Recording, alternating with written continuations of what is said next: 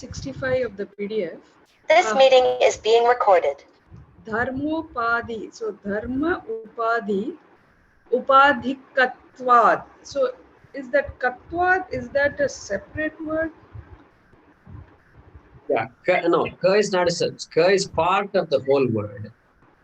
Ka is part of the whole word. So how does it break?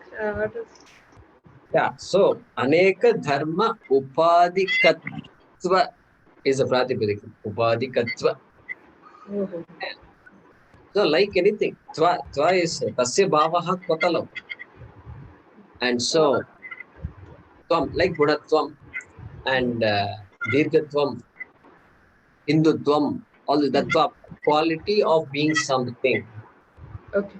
Having the nature of something, like nature of something. And so that upadhika, ka indicates, technically it is, ka indicates bahuvrihi samasa. The minute you want to make it a bahuvrihi, remember I said sukshma buddhihi is not referring to buddhi, it is referring to the person who has the buddhi. Right? Sukshma buddhihi, there is a word here, right? And buddhihi yasya sa. there sukshma buddhihi yasya sa. Okay. So that's a bahuvrihi. Here also, that ka indicates that it is explicitly indicating that you must do that. And so, Atma, the whole thing is referring to the Atma. Atma is that which has the Upadhi, which has contradictory attributes such as da. Ka is a technical word. It is not a dhatu or anything like that. It is a kap pratyaya. Ka is a kap pratyaya. Kap. UP, kap. Therefore, so dharma upadhikatva. So correct. how's the ad then? La upadhikatvat panchami ma ekavachana. Ramat. Okay. Ramat. Ramat ramabhyam ramibhyah. Upadhikatvat upadhikatvabhyam upadhibhyah. If I may ask, upadhi, you gave a definition. Upasamipe stitva. Sviyan dharman. Sviyan dharman. Sviyan. Sviyan, yeah, S-V-E-E. Sviyan dharman. Anyatra upadhatte. Or anyatra adhatte is also okay.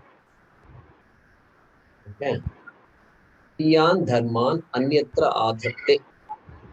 Sviyan dharma means one's own attributes. It projects on something. Anyatra. Somewhere else, other than itself. Dhanyavada. Yeah. Prasanna, go ahead. I also had this same question of what Swapna ji just asked, and I also had a second question, which is on page 65, the third line from the bottom, Samanya Vijnanatvat. Would you mind explaining that one more time? Yeah, so I'm looking at it in the Gita Plus because I'm not looking at your PDF. Let's see. Yeah, so Kevala Samanya Vijnanatvat. Correct. Sarvataha Yati Eva, right?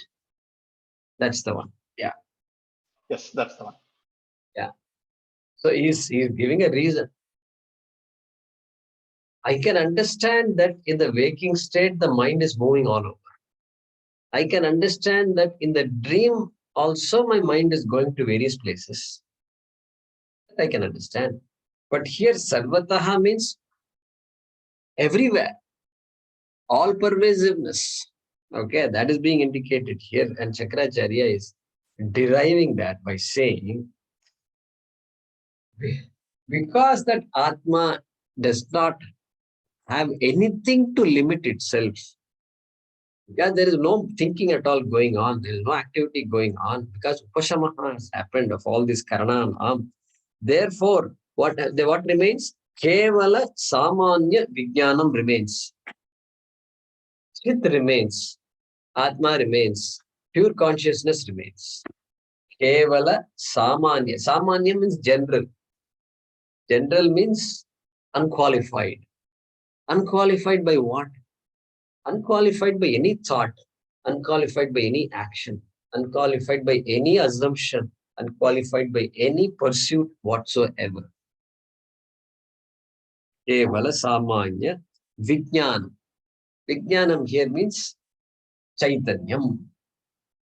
Kevala samanya chaitanyatva. Chaitanyam is always samanya. Chaitanyam has no attribute. Nirgunam it is. Okay? It is simply sitting, existing, providing existence for everybody. And because, what means due to Atma being just itself without being qualified by anything, it appears as though Atma has gone everywhere. It appears as though Atma has gone everywhere. Okay. Really, you can say why Atma is not moving. You can say like this argument might say Atma is not moving because there is nothing there to make it move. But the logic here is that movement, the waking state, is actually limiting Atma. That thought in the waking state, is actually limited Atma. And if that thought is not there, if no gati is there, no pravritti is there, no pursuit is there, then Atma settles down into its basic status, which is what? All-pervasive status. Okay, so that's the meaning of Kevala Samanya Vijnanatvat. What means due to Panchami, because of this Atma Chaitanyam settling down to being just pure consciousness. That's the way.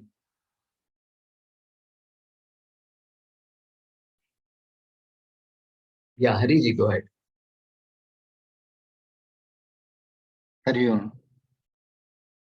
Yeah, Guruji, this body, mind and intellect is enlivened by Atman.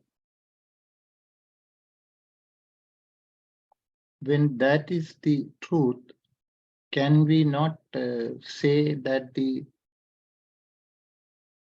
Atman is projected on the mind, body, mind and intellect? Good. So here's a good question. Whereas we in the class, you said that the mind is projected on the Atman. Because it is the finite, mind is finite. How can finite be projected on the infinite? Good. So here's a good question. Okay. Hariji is asking. So far, we have said this sense organs operating they all have attributes, actions have attributes, mind, thoughts have attributes, of course. And those attributes are projected on Atma. That's the whole idea in this mantra. Hariji is asking, how can you project the finite on the infinite? That is one part of the question. Shouldn't it be Atma projecting on the mind? How about that? That's what he's asking. How about that? I think I can understand that better, is what he's saying. So let's understand this problem. Okay?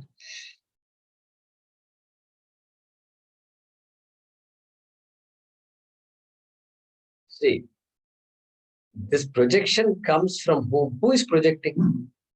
If at all we say somebody is projecting, who is projecting? The Jiva is projecting, I am projecting. This being who has all kinds of ideas about myself is projecting. Okay. Can Atma project? Atma says, I'm going to do a trick on these people. I'm going to have a little fun. For few yugas, I'm going to have fun. After that, I let them go. Okay. This fun is so good that I can't let go. Sahasra yuga paryantam, So, can Atma say that? Unfortunately, Atma cannot say that. Because Atma is akarta. Atma is akarta. And so Atma cannot do any projection, deep projection and all that. It can't. And therefore, somebody has to project. That somebody has to be a karta, has to be a jiva to do all these projections. Now, what is being projected by the jiva and what?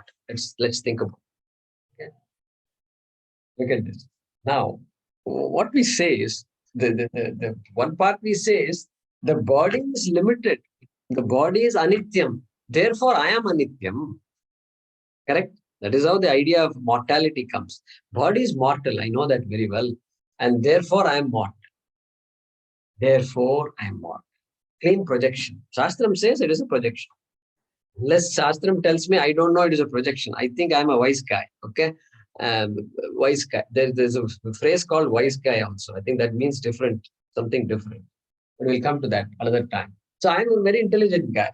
So Swayam Dhiraha Panditam Manyamanaha, right? So I am a Dhiraha. Until Shastram says, no, you are not a Dhiraha. You are a Mudaha, he says. Because you have projected the body on the Atma. Okay, that's understandable. Because I can project anything on anything. Finite, infinite, and all not needed. Doesn't matter. I project something on something else. Oh, who are you to tell me what I can project where? I'm so smart that I can project the attributes of the finite on the infinite. Because it's me, not Atma. Okay, now that is part one. Part two, I'm also projecting Atma on the body. We don't talk about it much, but it's obvious. Suppose I say I am conscious. Suppose I say my body is conscious. My body is conscious. How did body get its consciousness? Body is really jadam. There are two things, jadam and chetanam. Chetanam and achetanam. There are only two things in this world. Atma is chetanam, anatma is achetanam. Achetanam means what? Not conscious. I am conscious of the entire world. I'm conscious of this body also. I'm conscious of this mind also. I am conscious. I'm conscious of what I know. I'm conscious of what I don't know. Well, you ask me, what is black hole? Explain black hole. Black hole, I have to say, no, I don't know what black hole is. That means what? I'm conscious that there is something called black hole, and I'm conscious that I don't know anything about black hole. All that is, I am conscious. But the black hole is not conscious of me. The mind is not conscious of me. The body is not conscious of me. The world is not conscious of me. All these trees and buildings and all are not conscious of me. Why? Because I am Chetanam. Anatma is Achetana. Okay, this much is obvious to us. Anatma Shariram also is Achetana. Because body is not conscious of me. Body puts on weight. Body doesn't complain. Who complains? Somebody else says, I have put on weight, I have to reduce. Somebody else is saying. The guy who's confused himself to be the body says, I put on weight. Body has no problem putting on weight. If body were conscious, then it will say all kinds of stuff. I have to deal with my body. In addition to all the people around me, I have to deal with my body. Fortunately, that is not the case. Okay. So now what happened? Now, but body is conscious when I say, I am projecting the consciousness of Atma on the body. Because body is not conscious. We just said body is Achetanam. Entire world is Achetanam. Only Atma is Chetanam. So we have names called Chetan and Chetana. And so, Chetan. So when Atma alone is conscious, body is really an object, Anatma, which is Achetanam. How come I say body is conscious? How come the body is? Isn't it adhyasa? So, I don't want to. There's a projection. We already mentioned that. Naradaji is using a word called adhyasa, which is used in our Shastram. Shankaracharya uses it in two places. And so, both ways it's happening. I want, first of all, for you to see that both projections are happening. Anatma attributes are being projected on Atma.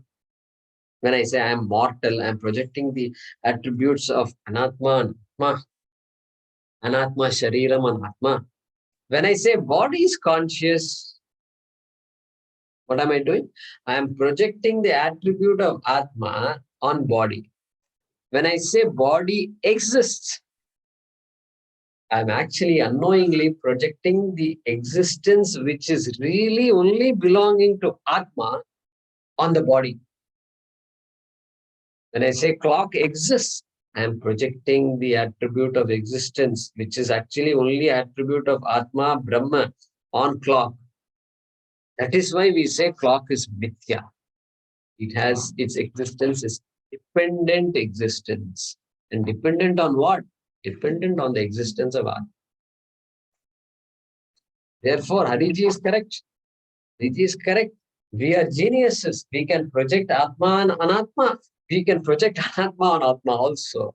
That is why Shankaracharya, vice versa, and Shankaracharya, in his introduction to Brahma Sutram, starts his Bhaashyam called Adhyasa Bhaashyam by the words Yushmad Asmat Pratyaya Gochara Yoho Vishaya Vishayinoho Tamah Prakashavat Viruddha Swabhava Yoho Yushmat Asmat Pratyaya Gochara Yoho. I'm saying that which is represented by the word I, Asmat, and that which is represented by every other word is non-I.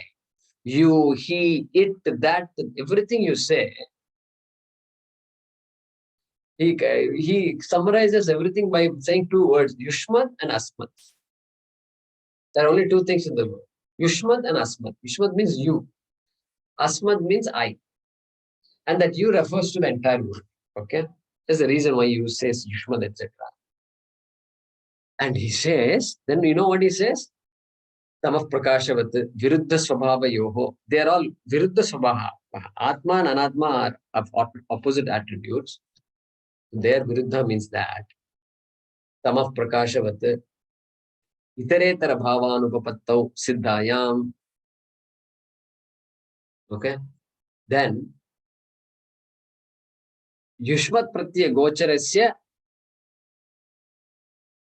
Tad Dharmanancha Asmat Pratya Gochare Adhyasya. He's saying, what this guy does, he takes all the attributes of Anatma and then projects it on Atma. Not only that, Asmat Pratya Gocharasya Vishayina, the attributes of Atma, attributes in quotes, attributes of Atma also he projects on Anatma, Yushmat Pratya Gochar. He says that. That is how he starts the whole Bhaashyam. He says, no, I do a projection both ways. Both ways I do, he says. So, what is the answer to Hariji's question? How can you project Atma, Anatma, and Atma? It's called Adhyasa. It's called Maya. It's magic. It's magic. That's correct. I'm also asking the same question. Shastram is also asking the same question to you and us. How can you project Anatma and Atma? Why are you doing this? Please don't do it. That's what Shastram is saying. Good question. To answer the question is what we are studying the Shastra. So Hariji, back to you.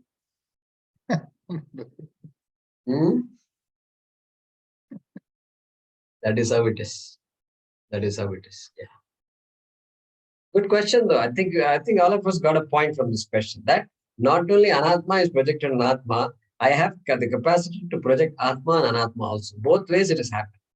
Both ways it's happened. When I say an object exists, that existence belongs to Atma, really speaking. Therefore, I am projecting the existence on everything else. That's the idea. It's just too brilliant. And it's simple. Once you understand, it becomes simple. There's no need to assume it's complicated and all that. You just stay with the Shastra. Shastra will do the job. Yeah, Meera and Narayana.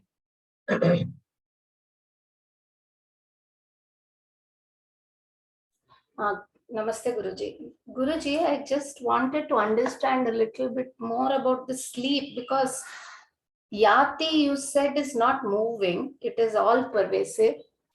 at the same time there is Iva, it appears.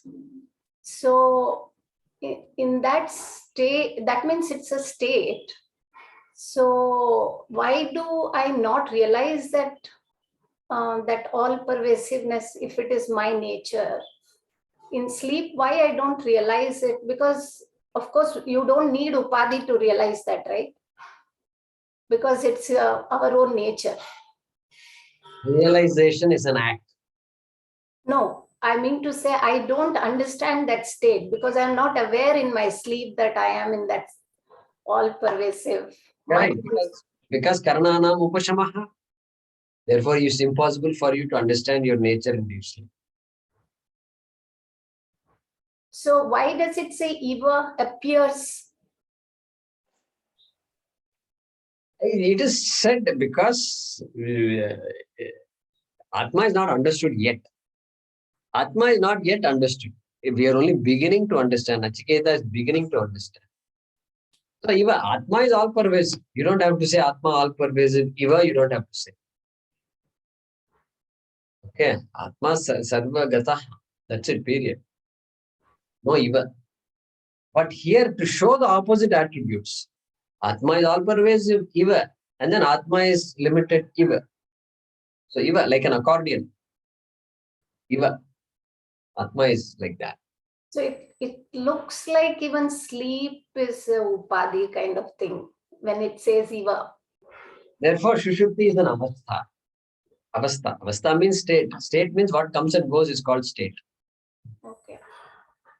Therefore, avastha. That's why our goal is not to go to sleep. Our goal is to understand sleep. Using sleep and using dream, we try to understand ourselves. Yeah, Meera, is that better? Yeah. Think about it. Dhanyavada, Guruji. Yeah. Hariji, go ahead. Guruji, can we say that being aware during the sleep, that can happen only when we are in Turya Avastha? Because during the sleep, if I am aware of anything, then I am awake. During the last sentence, repeat again. If I am aware of anything, if I know anything, if I understand anything during the sleep, that means I am not sleeping. I am awake. So your question is? But do the awareness during the sleep or waking state or dream state, that can happen only in the Turiya state, the fourth state. That means I am aware always. See, I am aware always, period. 24 hours. Yeah, I am aware. Awareness I am pure awareness. Correct. Correct. Therefore, I don't need another state in order to say I am aware. Yeah.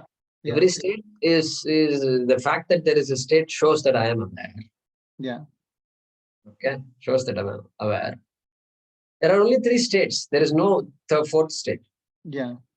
There is no fourth state because just by analysis, either I am awake, or I am dreaming, or I am not even dreaming. Yeah. There is no need to bring a fourth state. Okay. If you bring a fourth state, then we can put it in one of these categories based on our definition. Yeah. Jagrata Avastha means what? A state where I am aware of what I am doing and there is continuity from one waking state to another waking state. Yeah. Continuity is there. The same yesterday, whatever I was is what I'm here today. I can recognize my family members, my house, my place where I live, and I have to, I have class, I've been teaching for some time, I will teach again. All this awareness continues. That is waking state. Okay. Dream state, no kartrutvam is there, only bhoga is there, and no continuity. Yeah. No continuity. And therefore, that is also pure projection, understood. And not only that, even within 6 hours, we may have different dream states. Yeah. Dream, then Sushupti, then another dream, Sushupti, another dream. So all that is possible. And so there is no need for a fourth state. The Shastram is using the word fourth state to tell us that that which underlies the three states is Atma, which is Nirgunam, and it is giving it the name of Turiya Avastha in Mandukya Upanishad. Okay. It doesn't mean that there is another fourth state I Okay. have. Oh, okay. Okay. Okay. I have to wait, and I have only some realized souls will get the fourth state. No realized state, fourth state, and all that. In a deep white heat of meditation, I will go to the fourth state. No. Turiya Avastha refers to that Atma which is in the free of any state, which is there in all three states. Yeah. Okay. I am. That we have to understand. That Turiya Avastha is a cause for a lot of confusion. You know why? Because of all these wonderful English translations Fourth. by all kinds of people. People have read it. Many people read. Macmillan. Macmillan. And my goodness, fourth state. So that's it. That's why they're using that meaning, that translation. Fourth state for Turiya Avastha is wrong. And so I hope you follow now. Yeah. I got it. Correct. So, Guruji, to put it as an analogy,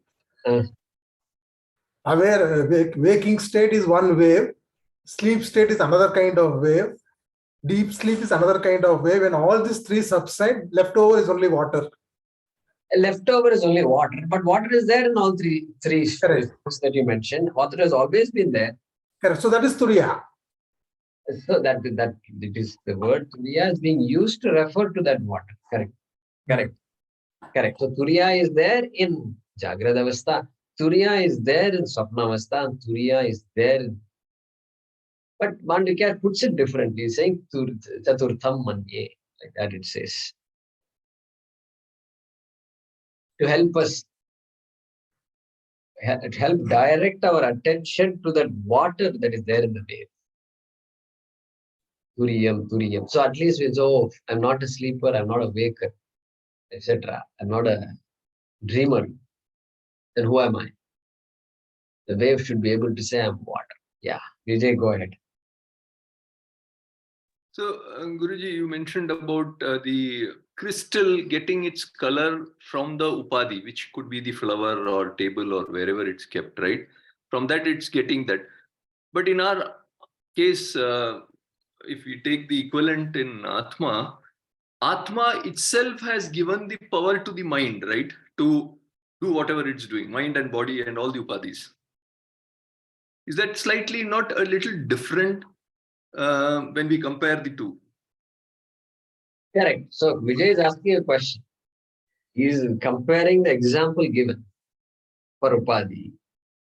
Example given. To the Atma versus body. Okay. The example does not seem to reflect the Atma mind reality. Okay. Correct. Why it does not reflect? Because flower is there and the crystal is here. There's a distance between the two. Distance is there, but between mind and Atma, what is the distance? He's asking. There's no distance. So how can you give that example? Yeah, correct. We give no example there is no example which can be exactly describing what Atma is. It's not possible. If it were possible, we can list those examples and then walk away from. So that is one lesson from here. Second, suppose I say, body is the upadhi for Atma. Can I say that? Okay, for the Atma or of the Atma? Okay, English maybe. Yeah. Off is fine. Body is the upadhi of Atma. Yeah, maybe. Can I say that? Can I say that based on our understanding? Yes, I guess so. Why would you say yes? Because it's an instrument that can be used for a purpose. What is the you have to go back to the definition of upadhi. What is the definition of upadhi? See, when in doubt, always go back to the definition. What is the definition of upadhi? Upasamipe sthitva, being close by, what it does, sviyan dharman anyatra adhatte. Its own attributes, it gives to the other. Okay. So Upadhi is giving the attributes to the Atma. Yeah. So Correct. body is the upadhi of Atma in that sense, because it is giving the consciousness to the body. Wait a minute, slowly. Body is the upadhi of Atma because body is giving its attributes. It means body's attributes to Atma. What are body's attributes? Example, let's just localization, boundary is there. Yeah, those things are projected on that. And for example, in a statement like, I'm fat. I am fat. That's it. I am fat. In that I am fat, the upadhi of the body being the upadhi of Atma is a good example because fatness belongs to the body. Fatness does not belong to Atma. Therefore, that example can be given. So this example, see, that flower crystal example, the two objects are separate, upadhi. And now this Atma and body are like almost together. Okay? Body is covering Atma, or Atma is in the body. There also same definition applies. Definition does not have to be changed at all. Body's attributes, are you projecting attributes of A on B? Are you? Yes or no? The answer is yes. Then A is a upadhi for B. That's it, over. Understand now? Yeah. There is A whose attributes I am projecting on B. If that is the case, A is upadhi. Whether it is like Atma and body, whether it is flower crystal, whether it is something else, whether there is a distance between the two or no distance between the two, etc., the definition applies. So in this example, if you say the body is fat, that's the right thing to say. But there, okay, now it's, I don't know how to say it. We know body is fat. This understanding is very clear. Yes, by common usage, we say I am fat. Right? I don't know. Maybe we feel that at Atma level we are fat. I don't think so. Right?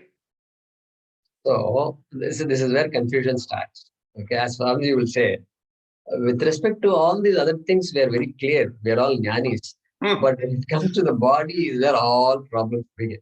And so that is correct. So we all know body is fat.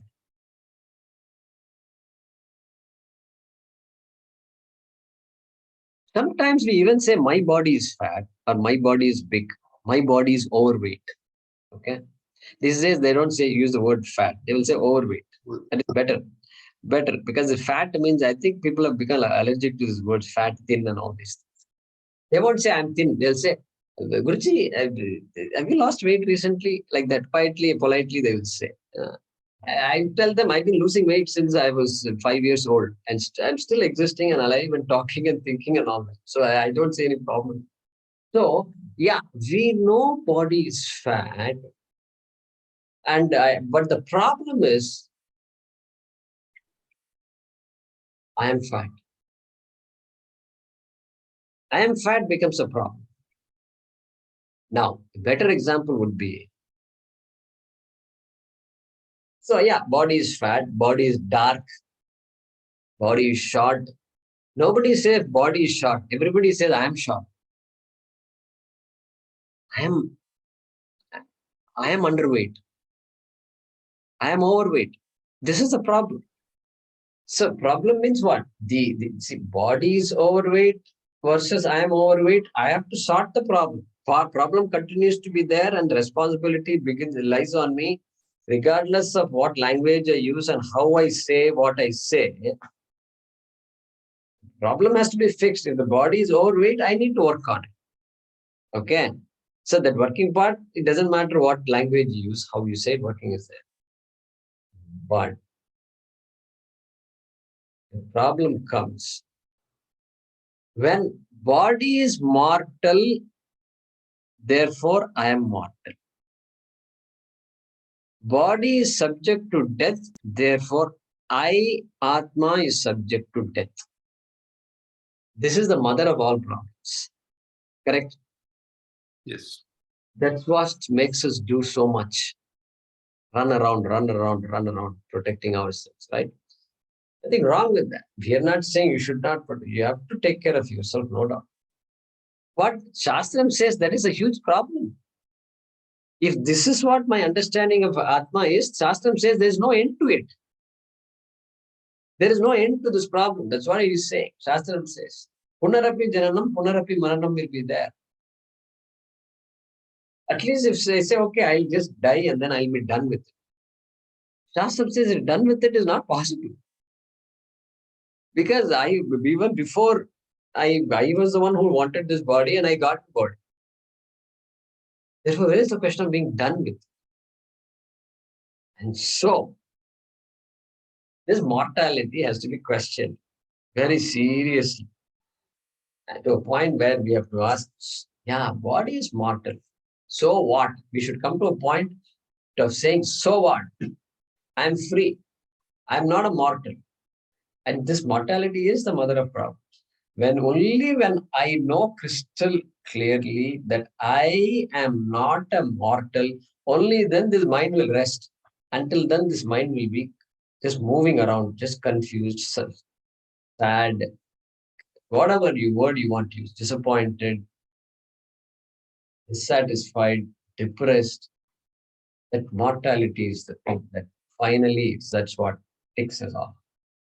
So that's the biggest, maybe the fear of losing the body. That identification of body is the strongest at that stage when you have to lose it in death, probably. Is that correct? Because I don't know anything better than the body. I don't know that there is an Atma and all. Body is the maximum I know about myself. Atma and all we come to hear only after studying the Shastra. All this discussion, we can't discuss this in public. Public will get confused by hearing this conversation. Why? Because they may have heard about Atma, but there is no idea what Atma is, and that there is some disconnect between Atma and Anatma, all this thing. People are not aware. And therefore, yes, that awareness of that Atma, Anatma, Viveka, then I'm fat, I'm small, I'm tall, I'm Hindu, I'm Indian, this, that, all these things, it suddenly becomes clear that, these are all projections. Some of them may be important projections for my own benefit. My own benefit. I must use those projections. Like I'm male, means, yeah, I have to act on that. Means in the application form, male or female, I can't say I'm Brahman and all that. Because they will get confused and I'll be confusing everybody else also. The Brahman and all keep aside for now. Where you have to say you're a male, female, you have to say you're male, female. That's it. So there is a purpose for all this. And then we go beyond the purpose and go to the tattva. Then we come to this. One last question. So one who is probably not afraid to drop the body, whenever that happens, would he have realized that he is Brahman? Or means that identification is not there anymore? Would you say he is probably realized that he is Brahman? Yeah. So the question is, when somebody is unafraid of death, would you say that that person has realized Brahman? That's what he asked. Okay. We put it the other way. Opposite of what you said. Okay, correct. When I know I am Brahman, then I will become unafraid of death. I said slowly, the word slowly, because it takes a while to remove those knee-jerk reactions and knee-jerk impulses that I grew up with. So it takes a little while, and then knowledge is a cause. The effect is shokatitaha. That's going to come here. Thirona sochati. And this fear of death and all will go. But fear of death will not go away means doesn't mean the jnani sees a snake, he will not recoil back like this. May recoil back. Why? Because that's conditioned by that. And the jnani has to act. When they see a snake, he has to properly act on it. He can't say it's all snake is mithya, everything is mithya, my body is mithya. So all that we understand. But you're right. So you have to look at it the other way. And that is very important because otherwise, what will happen? Instead of studying the Shastram, we will end up sitting and meditating and trying to dissociate us from the body. There is dissociation meditation. It's all available. One can do all that. There is no need for Sanskrit. There is no need for all this Turiya, Giriya, all these languages, words, Sanskrit words. Guruji, it's all confusing. Upadhi, every other class, there is new words being introduced. Best to sit and learn some nice technique. Then how I can dissociate myself. Dissociate myself. These dissociated people I've met a lot of them. They're confused people because they dissociate at the wrong time. When they are supposed to do something, responsibility is given, they will dissociate themselves from the responsibility. These people become a nightmare in society. My observation, you guys think about it and you can make your... Because most irresponsible people. Most irresponsible people. So the dissociation not backed by knowledge. Vijay, that's all I'm saying. I'm not saying you don't practice all this dissociation meditation and all. But when you do that, it has to be backed by knowledge. Otherwise, dissociate. When real accountability comes, I will dissociate suddenly and become unaccountable. These problems are there. Also, Jaykumarji, I mean, it could be that you want to drop your body because you're sick of life, right? You think that it's better to drop your body.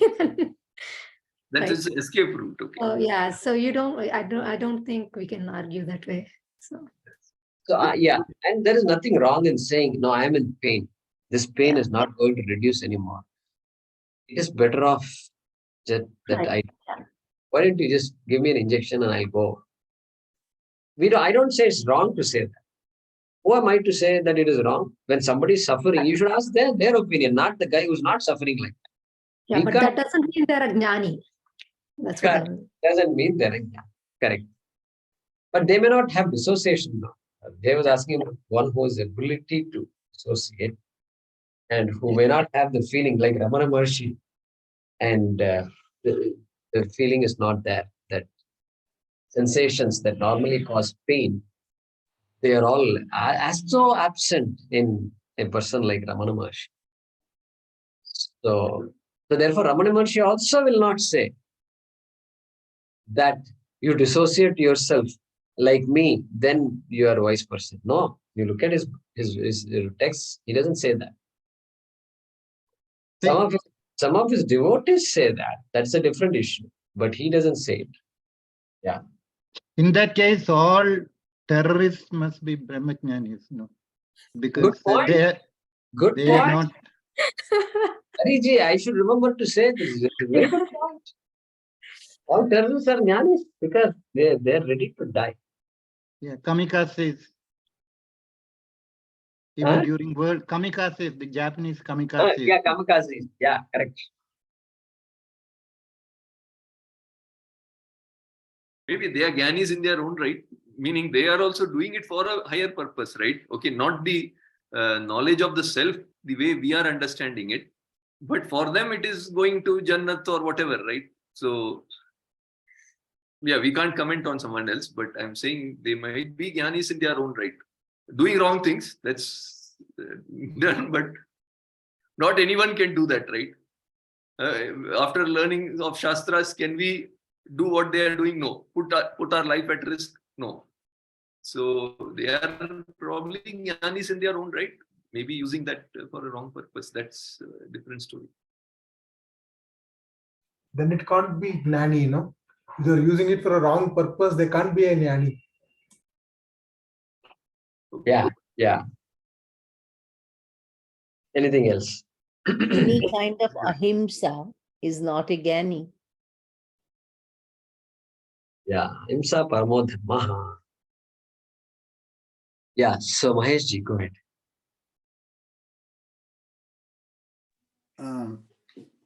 Answering to Hariji's question, I hear you say that Anatma is projected on Atma, and on the other way, Atma's attributes are projected on Anatma. So I thought Atma doesn't have any attribute. Maybe I heard it wrong, but. So what is your question? So my question is, how can you project, because Atma doesn't have attribute? Yeah, Atma doesn't have attribute. That's why I said clock exists. That existence, which is the absolute basic necessity for transactions, we are discounting that. And discounting that means what? We take it for granted. Well, Shastram cannot take it for granted. Shastram says, I am projecting existence on the clock. Correct. Existence is not an attribute. That also is correct. So Satyam, Jnanam, Anantam, Brahma, we'll talk when the time comes. Are these attributes of Atma? Satyam, existence. Jnanam, consciousness. Anantam, limitlessness. Ananda. Ananda and limitlessness go together. Okay. Why it goes together? Because Ananda, any experience of Ananda, joy, in the joy, all divisions disappear. Even the experiencer experienced division disappear. All relationships disappear. Object-object division disappears. That because it all disappears, that wholeness as though experienced in a moment of Ananda. So Ananta and Ananda are identical as far as the Shastra. And that also here also. Guruji, there is one attribute to Atman. That is, it is the substratum of everything. All known and unknown things. That is a quality. That is an attribute. So we say it is asadharana dharma. So far, all the dharmas attribute we talked about is sadharana dharma. Yeah. Like red, blue, green, etc. Big, small, heavy, light, etc. But here, this existence is asadharana dharma. That is the attribute. Correct. Asadharana dharma. Means it's not your ordinary dharma. Yeah. Now, ordinary dharma means it should be coming and going. Color will fade. Then existence also would fade, you know. How will it be if existence faded? So maybe you can define attribute as one that has non-existence also.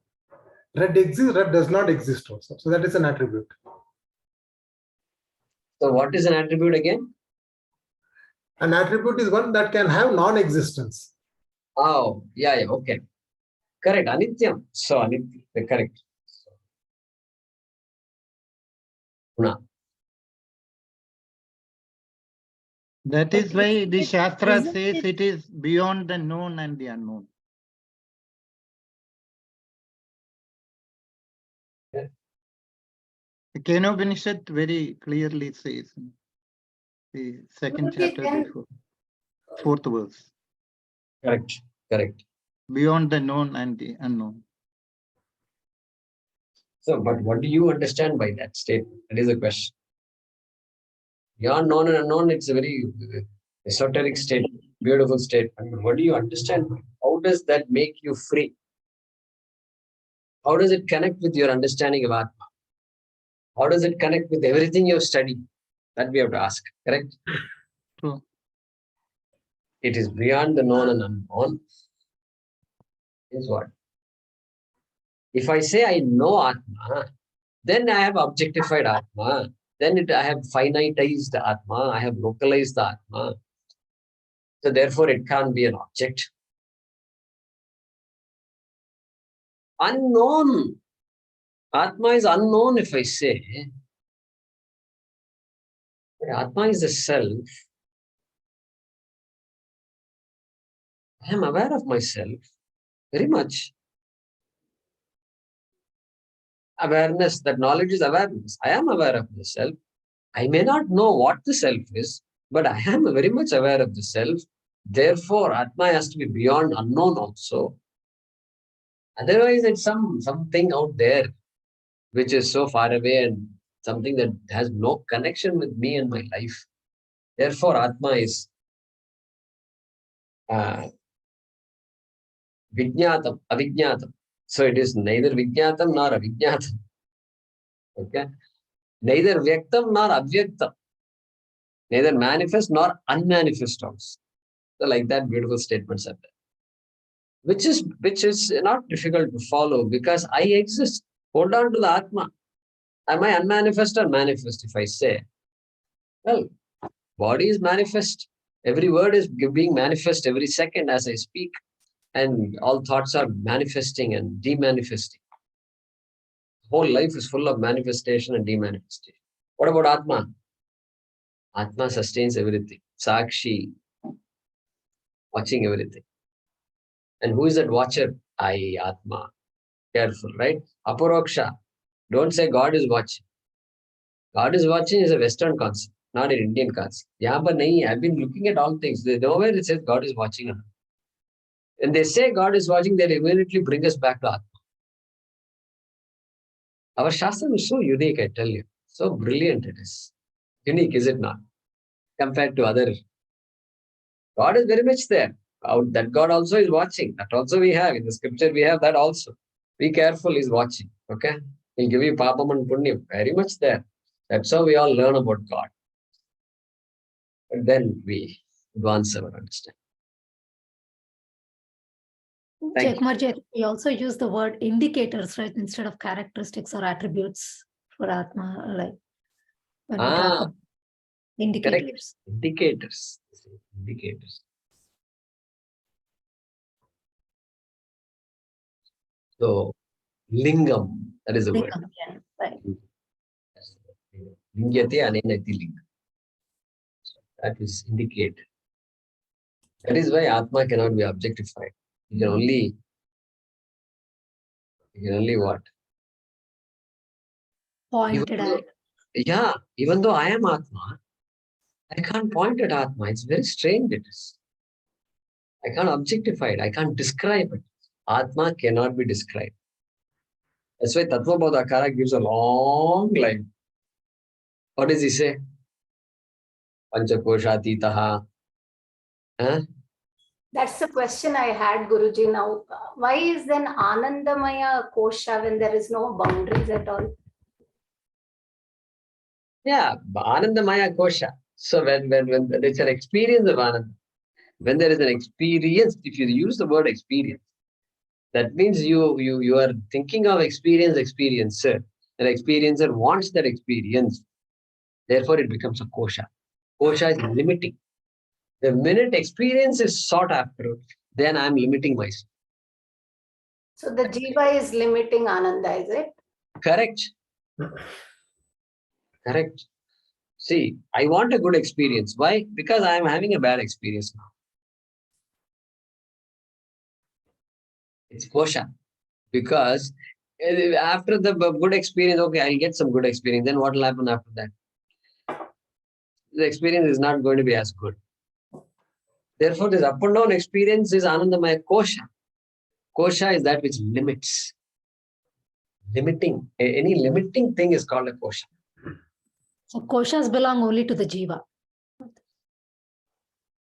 So Atma is beyond the five koshas, right? Meaning. Yeah, Atma is beyond. Panchakoshatitaha Tatobodhakara. Atma Panchakoshatitaha Avasthatraya Sakshi. And what else he says? Is it beyond or is it is not this? We don't use. I don't use the word beyond because beyond implies distance. Yeah.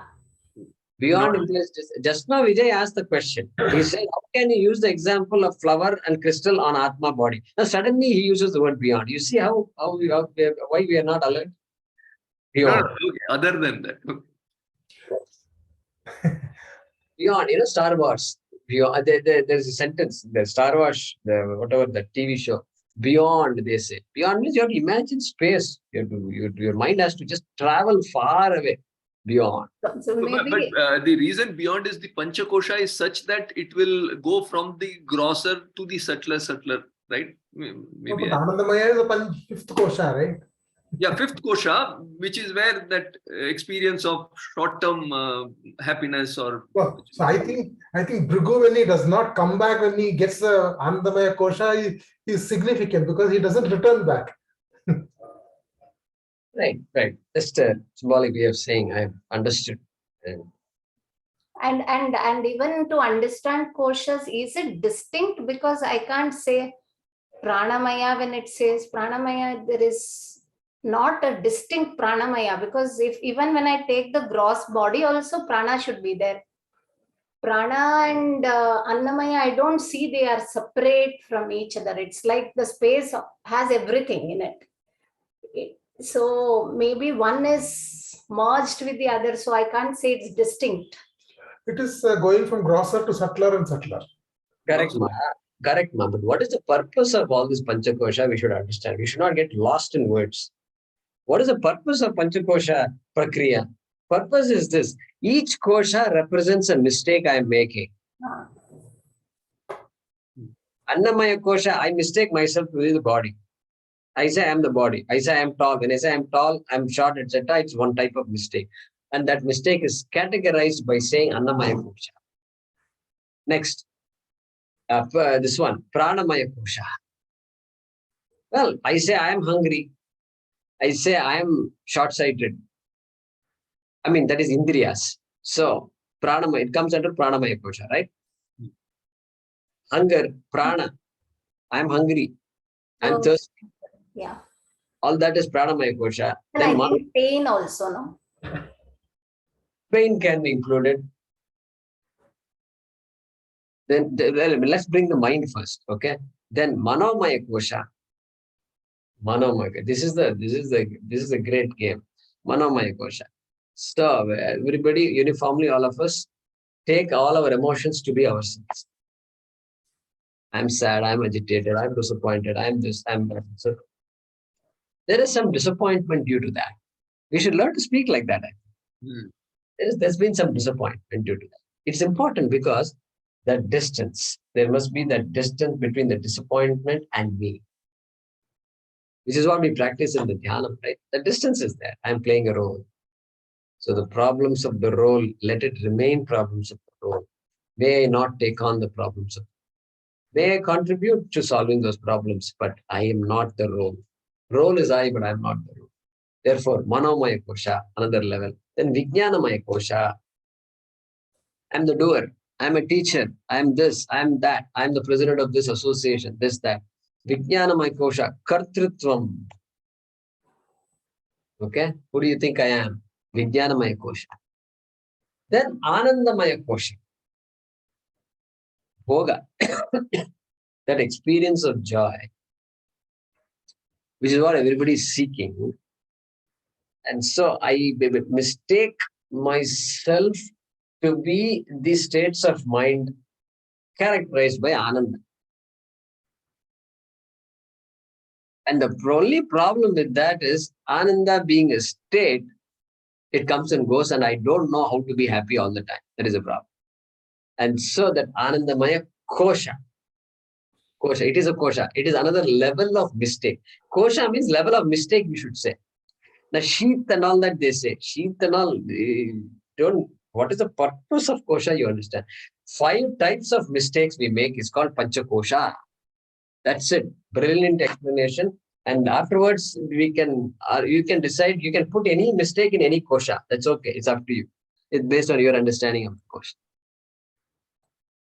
So when I'm committing this mistake all the time, why do I feel sometimes when I see a bright sun or rising sun, you suddenly feel that that you're not, you feel happy, right?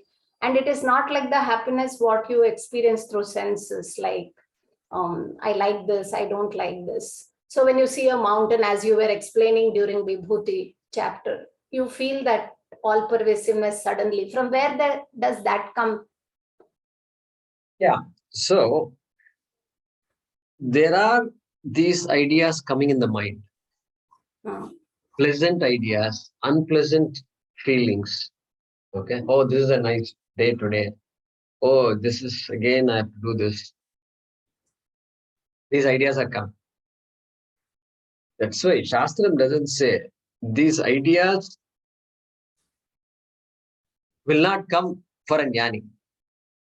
Because see what we are driving at now. The Shastram doesn't say that jnani will not suffer pain, physical pain. Emotional pain may not be there. Emotional pain is easily resolved. But physical pain, nobody can stop. Emotional pain is in my control. Because I can choose not to be sad. No, they say long ago when I was reading these books on psychology, to understand what is all the psychology, they were saying that. They're saying, you are choosing to be sad, they say. And I used to scratch my head. What? I'm choosing to be sad? Then it struck me. Yeah, even though it happens like that, finally I am the one who is deciding I am going to be sad now. Starting now, I'm going to be sad. And how long I'm going to be sad, I don't know, until the next thing happens. And so, nothing wrong in looking at the mountain in the morning and saying it's great, it's good. It's nothing wrong in looking back and say, how come where the water came from? Because that all gone, mountain is gone, all pervasiveness is gone, everything. Suddenly what is there? You have to clean up. Shastram says nothing wrong with that. That's because you have felt the experience of burden now. Oh my God, next half an hour I'm going to be busy doing. Nothing wrong with that. Just because you got that thought, there is no connection between that and Atma and who your Swarupa is. The general tendency is for people to believe that after Atma Jnanam, everybody will be floating in the air, just floating and all joy, just joy Purnam. Correct, joy Purnam. But the joyful guy also will have to put up with his students. They have to put up with all kinds of things, and neighbors will be there and all that. So that person also is dealing with the same problems that others are dealing with. Then what is the difference? Difference is that guy knows that this is all mithya. Even though I'm very much part of this life, very much part of this laukika. Laukika is a projection on myself. I am the whole. That knowledge alone can make this person say it. Otherwise, what happens? It will be a meditation. It will be a dissociation meditation where I'm taught to dissociate. I'm taught to dissociate. And then that's another kind of projection. First of all, my life is a projection. On top of that, I'm projected. What is being projected? Dissociation is being projected. And I dissociate. Dissociate feels good, because you can just take you away from the problems. That is dissociation due to superimposition. Superimposition. This is dissociation through knowledge. Like the sunrise. Through knowledge, I know sun doesn't rise, but I can enjoy the sun. That is dissociation through knowledge. What are you doing? You're dissociating yourself with the movement of the sun. How? Sun is moving very much. How can you dissociate? Knowledge. Only knowledge. You can laugh at the sun, you can smile at the sun, you can worship the sun, you can chant Aditya Hridayam, and you can say, thanks to you, we're all alive. You can say whatever we want. But in the mind, you are sthira, sthira purusha, you are stable, you're not moving at all. So anyway, so that's the journey we are in, and never get into this track of looking for an experience. Nothing wrong in looking for an experience, but Atma Jnanam is equal to looking for an experience is a wrong connection. Nothing wrong in saying, I want a comfortable life. Some comfort must be there. Otherwise, what is the use of living? Make your life comfortable to the extent you want. But comfort is not going to get me moksha. That I must be clear, number one. Comfort is different, moksha is different. Be comfortable, that's fine. But always having great experiences, that is what moksha is a wrong statement, wrong conclusion. The entire yoga world is having that wrong conclusion. I boldly say that. Because they don't talk about Shastram. Where there is no Shastram, there is no Jnana. We will say there is no moksha. Because, okay, they have great experiences. Nothing wrong with that. They want to gain great experiences. But nobody says experience is not moksha. Nobody says, hey, you're going to come back again and you got to go back to some foundation again. Who knows whether we'll go back to that foundation again? Because to get that experience, you have to learn how to get that experience. Is that, sorry, Guruji. I was just thinking, is that experience associated with Chitta Shuddhi also? Maybe that is the reason 6th chapter has been included. So no, 6th chapter does not talk of experience. It only talks about Chitta Shuddhi. Chitta Shuddhi is Chitta Shuddhi. So the Samadhi, what we call in yoga and all, is it not a sign of, to some extent the Chitta Shuddhi has happened, which could be in the right direction, indicating the right direction? You know what?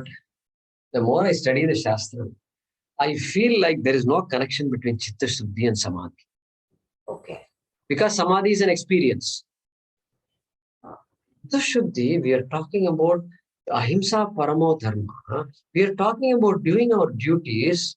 We are talking about Karma Yoga. We are talking about these unpleasant experiences that come. You must have titiksha. You must be able to bear with all these things.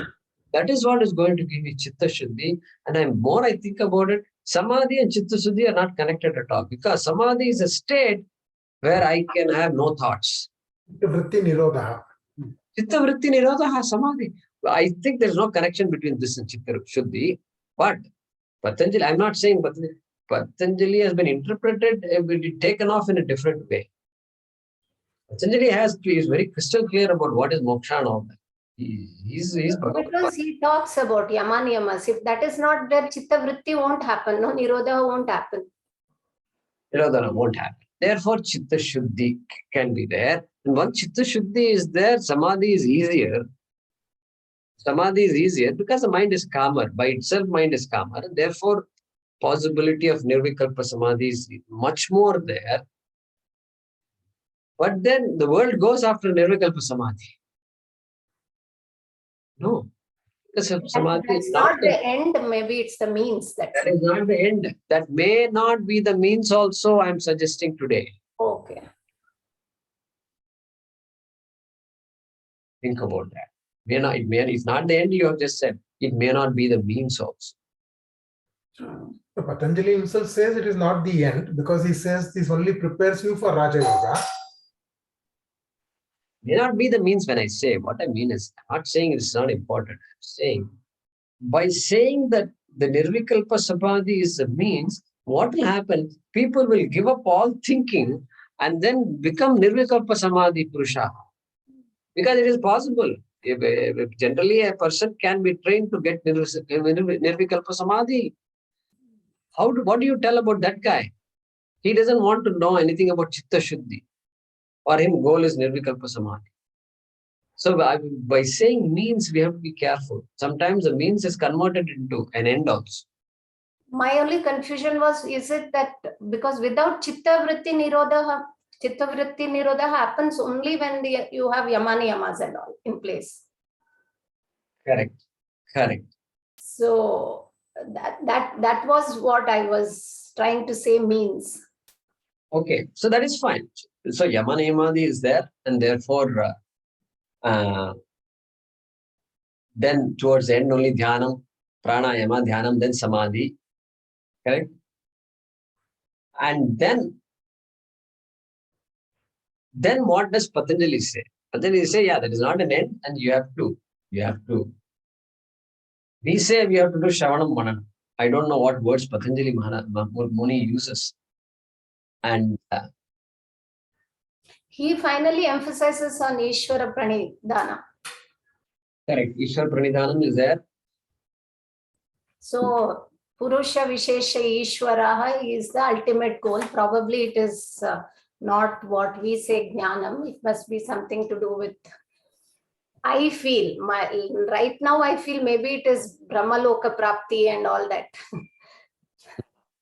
I see. And gaining yoga is also, yoga also comes under Dvaitam, the duality. Yeah. So, correct. Sankhya and yoga. So that's what. So this thing that we talk about means our mindset is that we have to keep on doing something in order to get something. Right. Shastra is saying that is wrong. And so you do to a point where you can begin to say that doing is for Chitta Shuddhi. Once Chitta Shuddhi is there, then after that, Loka Sangrahartham. Don't stop doing. Do whatever you have to do. Loka Sangrahartham. Because you're free. Now all actions come from freedom. Previously, all actions came from seeking one particular end. Some samadhi, some moksha, this, that. I need to immediately get it. The clock is ticking. So I'm doing. But now clock is ticking and all fine. But I'm free and therefore I can do whatever I should do. Dharma is still there. Should do is not there for a jnani, of course. We have to remember that. Name parthasti kartavyam trishu lokeshu kinchana. So kartavyam is not there. No duties are there. But still part of life. Sannyasi has some duties, etc. Jnani will do whatever is required to be done. So that straddling the line between the Patanjali Yoga and Advaita. So that we have to, not difficult, we have to carefully understand that. Seeking stops, right? At one point, then there is no seeking anymore. So seeking for the truth may be there, but for a jnani, that also is not there. He's already got it or realized it. Right? Seeking something which will make me somehow better, that kind of seeking will stop. Seeking something without which I am incomplete, that kind of seeking will stop. Then what about food and all these things? One has to seek food. Well, Sharira Sthiti Matram. Sharira Sthiti Matram, there are certain things we have to do. And so that is not included in this seeking. Yeah. Good. So it's 8:45. Let's stop this. Good discussion. Om Namo Bhagavate Vasudevaya Dhanvantaraye Amrita Kalashahastaya Sarvamaya Vinashanaya Trailokyanataya Shri Mahavishnave Namaha.